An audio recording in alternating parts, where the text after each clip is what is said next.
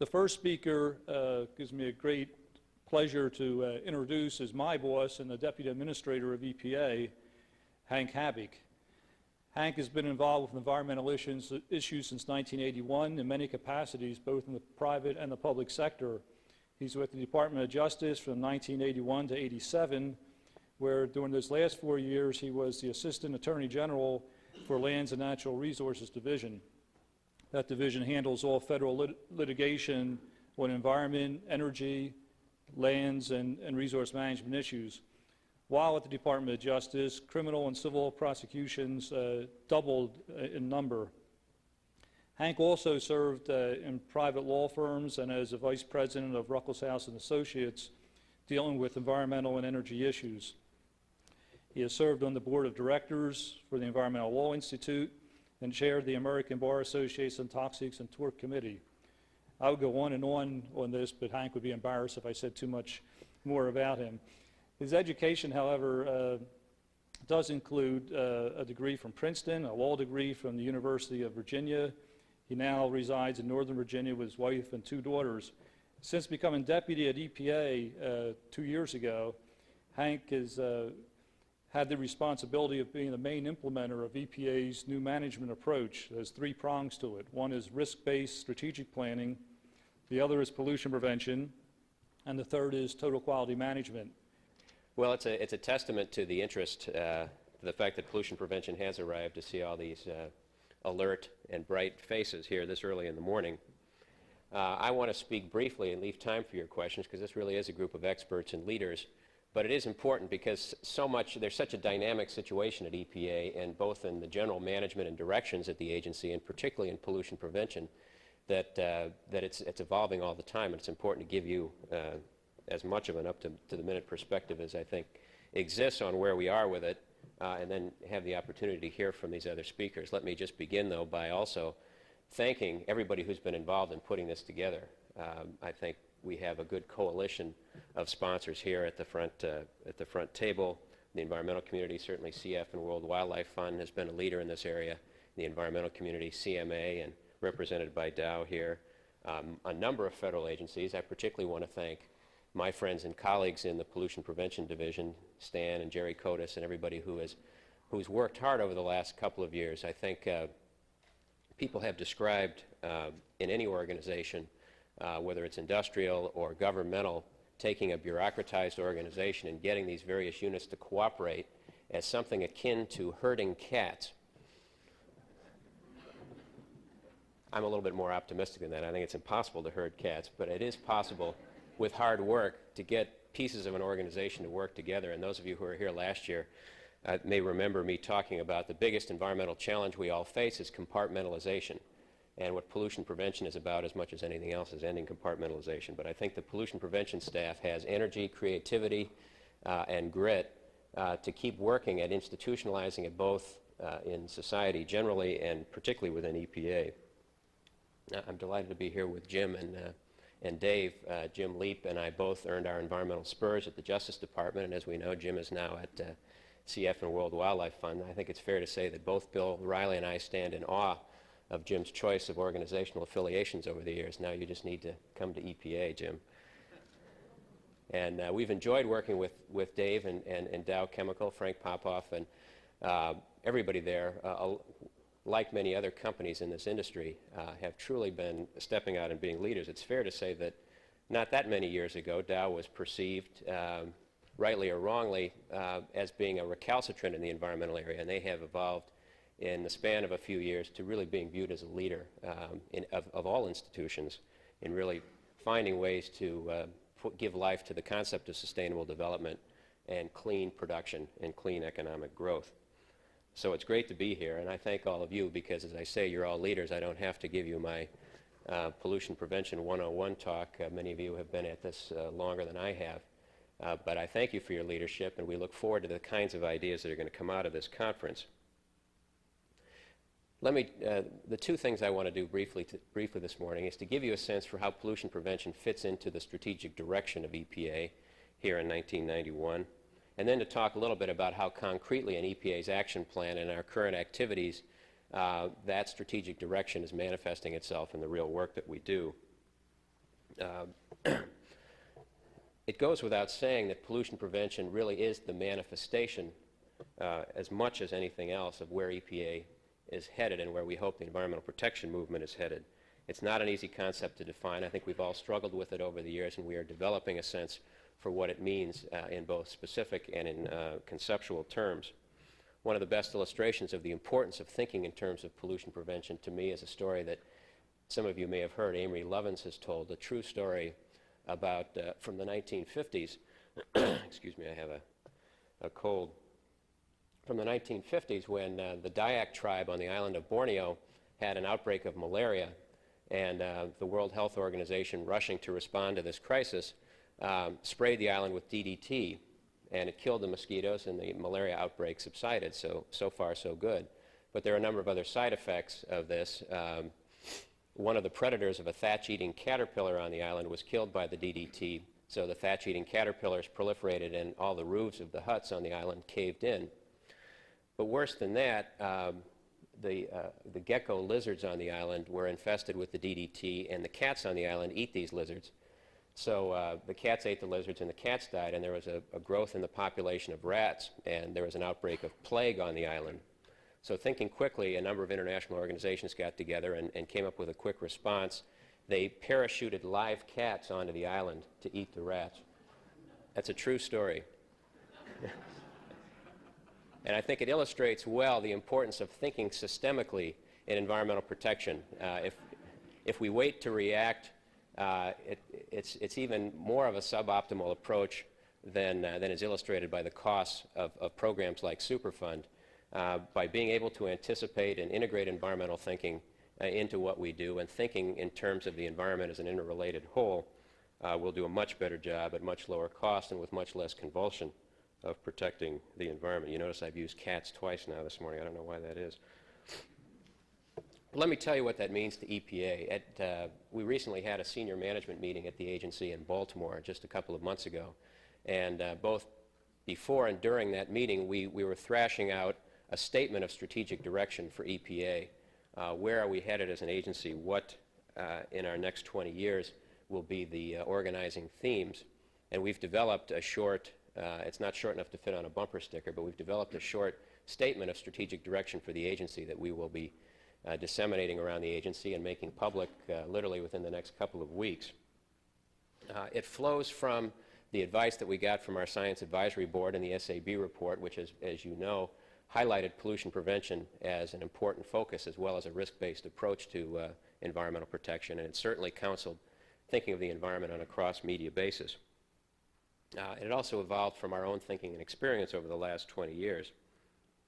The statement talks about our job at EPA as not getting out regulations or implementing statutes, although that's a key part of what we do. It talks in terms of EPA developing a strategy that enlists all sectors of society in a sound, sustainable approach to environmental protection. Obviously, pollution prevention is a key element of this, but another key element that Stan mentioned, and is a part of your conference, is the concept of total quality management as a way of thinking about our work.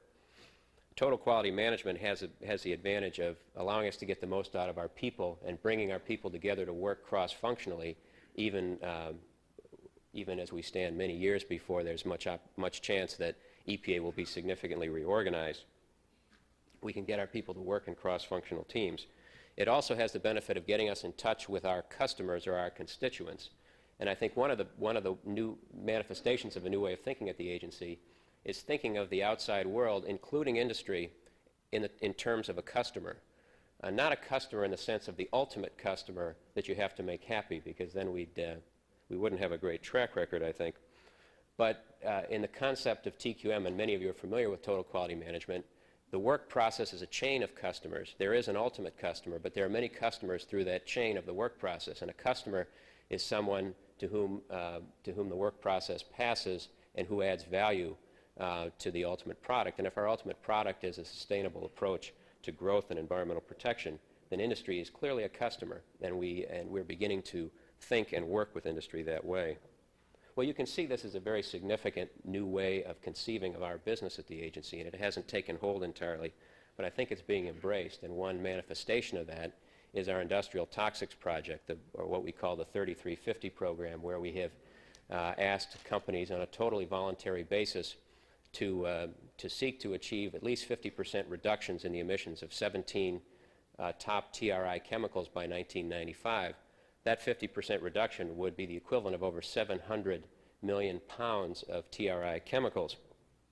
And while these chemicals are all on many hit lists in statutes and in the MAC program under the Clean Air Act, the idea is to achieve these reductions well in advance of the work process of developing regulations and litigation and everything else that normally is the case in environmental protection.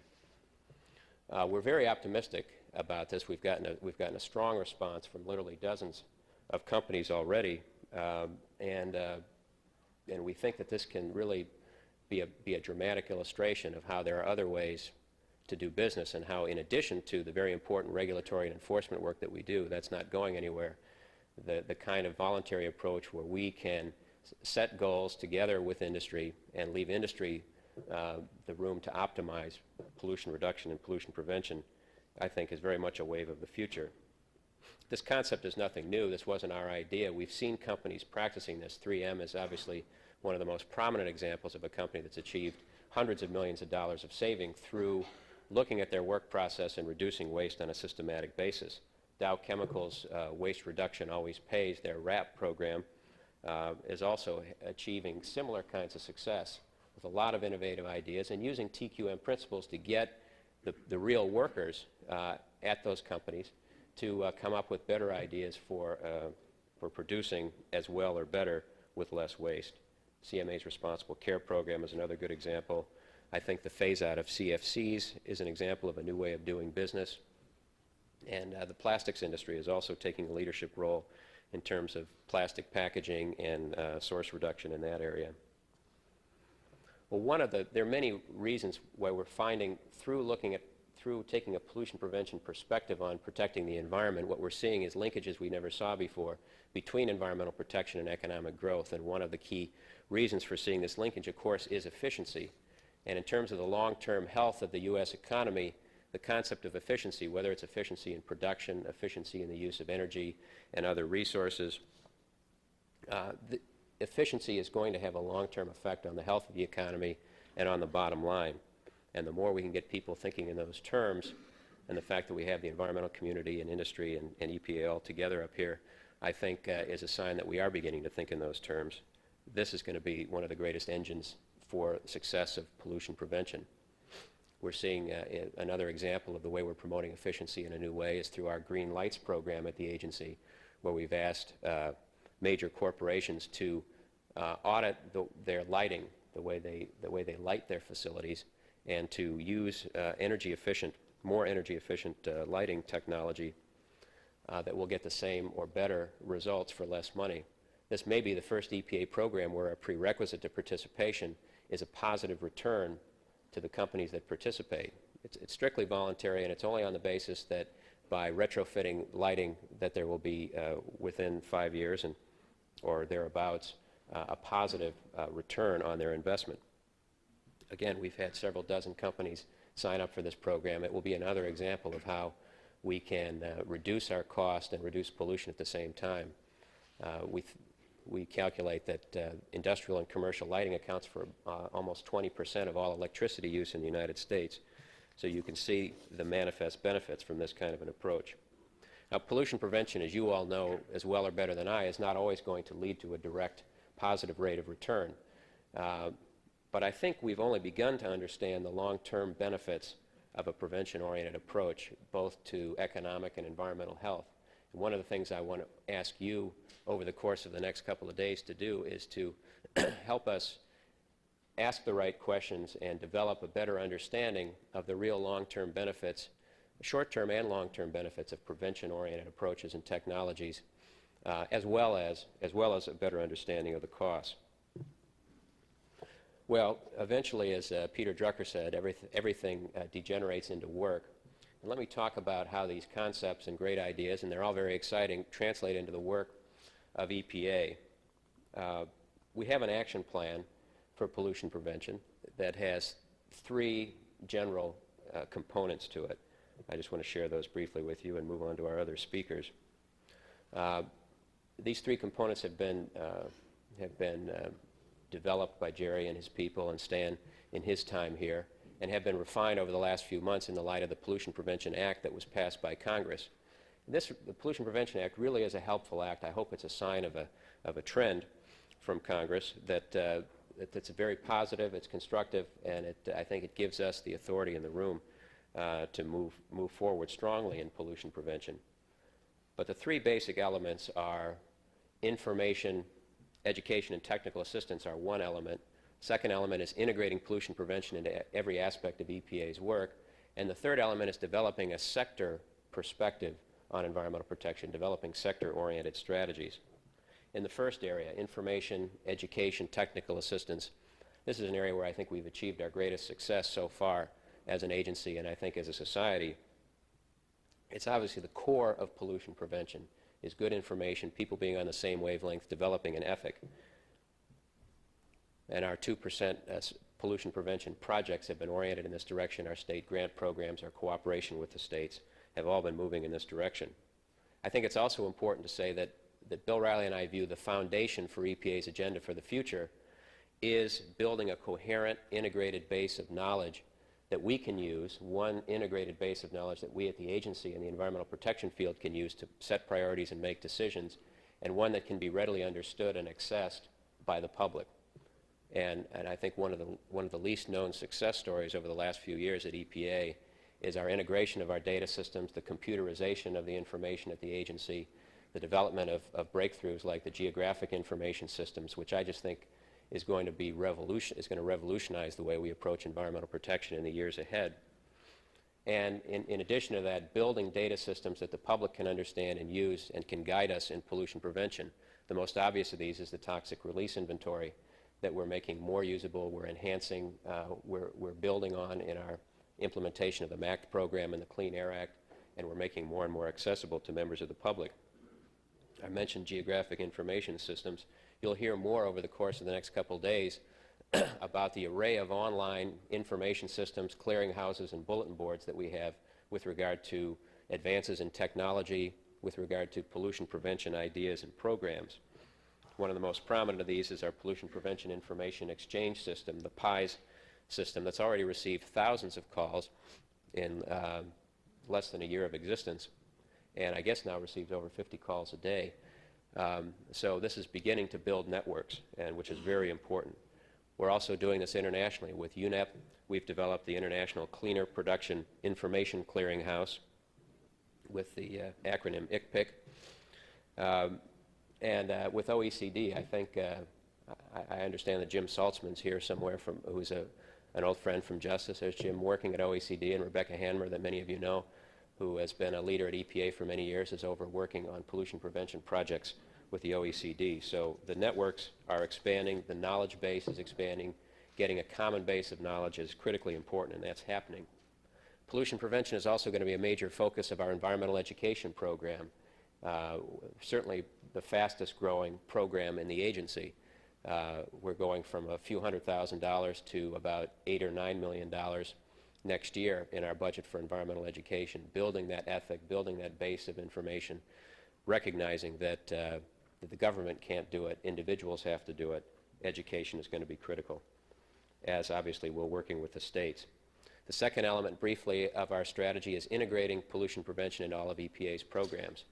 And while that's difficult, I think we're seeing great success in that area. We are emphasizing, and Bill Riley and I are always asking when in regulatory development or in enforcement activities, how have you maximized pollution prevention in this area? This has also led us to this process of clustering rules, taking rules that have common subject matters and clustering them together, such as all the regulatory activities dealing with lead are being dealt with comprehensively by a working group on lead. We're looking at industries like the pulp and paper industry on a comprehensive basis.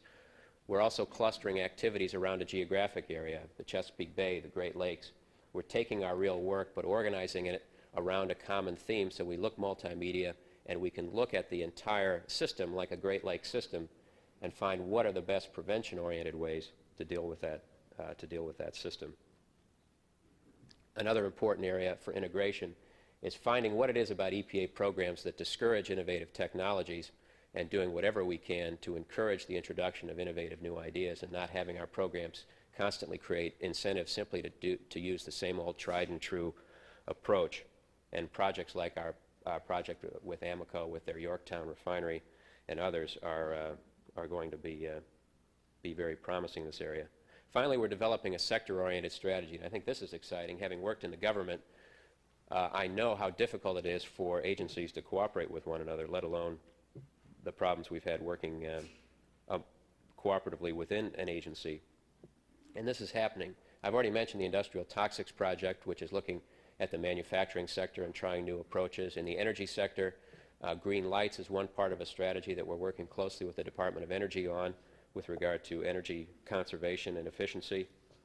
We have a multi-million-dollar program with the Department of Agriculture to promote sustainable agriculture and to fund and promote new ideas in that area as much as we can. In the consumer sector, we're working with the Federal Trade Commission and the Office of Consumer Protection, building on our agenda for action at EPA to really get the best possible information to consumers about environmental claims. Consumers want to direct their buying choices in an environmentally sound way. They need the best possible information, and soon you'll be hearing about major new steps by EPA and the Federal Trade Commission in this area. So I think that's big news. That kind of working together is big news, and developing this look at sectors is not only going to help us operate more effectively, but it will help us understand those sectors better, coming back to total quality management again, understanding since if we view sectors as organizations and people and customers, we have to understand what makes them tick, the dynamics of those sectors, so that we can promote, either through regulation or through voluntary action or market incentives, the kind of behavior that will be a long-term pollution prevention-oriented behavior. And that's happening. And I think asking the right questions, setting broad multimedia goals, asking the right questions, organizing ourselves using these kinds of total quality management principles, understanding the players, offers great promise. And pollution prevention is the engine that's going to drive this. It's a time for continued development of new ideas, but for solidifying those ideas into programs, getting the information around, and working together. I don't think it has to be like herding cats, and I know, and I really believe that working together with all of you, we can make history. Thank you very much.